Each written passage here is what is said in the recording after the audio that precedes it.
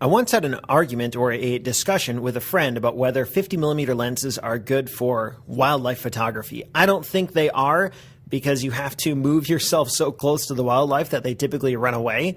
But I have learned that they're not too bad in terms of insect or bug photography. So if there's any budding entomologists out there and you're looking for a good camera to take some pictures of bugs, you might consider a DSLR with a 50mm lens. Anyway, here we've got a picture called Bug on a Leaf, once again illustrating my terrible talent or lack of talent for naming photos, because it's just a bug on a leaf. But it's an example of what happens if you A, have a camera on you, and B, have your eyes open for photographic opportunities. We're playing in the yard. I think it was after work one day, and I noticed this bug climbing around in a tree. Nothing special. But I thought it might make it for a cool photo. So I grabbed the camera and figured I might as well try. I had to get really close, but thankfully he wasn't the kind of bug that liked to run around all over the place. I don't know what kind of bug this is. I've seen them in our yard. Whatever. They're not causing me any problems, so I leave him alone. He leaves me alone, as long as he's willing to let me take a photo. But how do you take a photo of a bug? How do you make it interesting? To do that, and I don't know if this is an interesting photo, that's up to you. I think it's kind of interesting. I decided to go from a low angle to give the bugs sort of an imposing presence. Normally you see bugs from on top because we're much taller than they are. But if we look from below, we see things we don't normally see on a little green bug.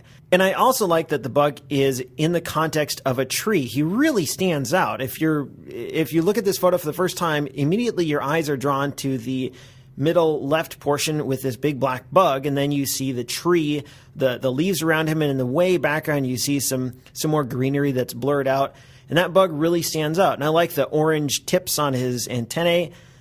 I don't know, I think it turned out okay, and I don't know if it really does present the bug in a new and interesting light, but I think it's kind of interesting. You see his legs kind of askance as he's walking along, and maybe he's looking for something for dinner. I don't know. I think it's kind of interesting. It was a bit tricky to nail the focus, though, especially at f2.8 and being so close up. You'll notice that the head of the bug is in focus, but his rear legs are not. That's about an inch of distance between what's in focus and what's not. If you're going to be doing stuff like this, you have to be really careful to nail that focus. If this was off by half an inch, it wouldn't look good. Even the tips of his antenna are out of focus, whereas the bug, the head of him, is in focus. And it's really critical if you're going to be taking photos of whatever, nature, people, anything, but especially if it's up close, you got to nail that focus. And I think I got it pretty good on this one. I hope I did.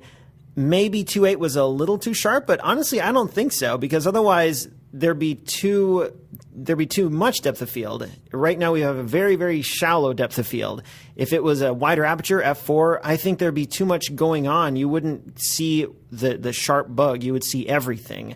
There's a bit of a debate in the photographic community about the presence of iPhones and how iPhones are becoming one of the most popular cameras. Well, they really are the most popular camera in the world, or at least on Flickr. And this is a kind of shot that you can't really take with an iPhone. Sure, you could take a picture of a bug, but you wouldn't have that depth of field. You wouldn't have that sense of there's a foreground and the subject, and then the background, and then the way background, because of the optics of the iPhone lens.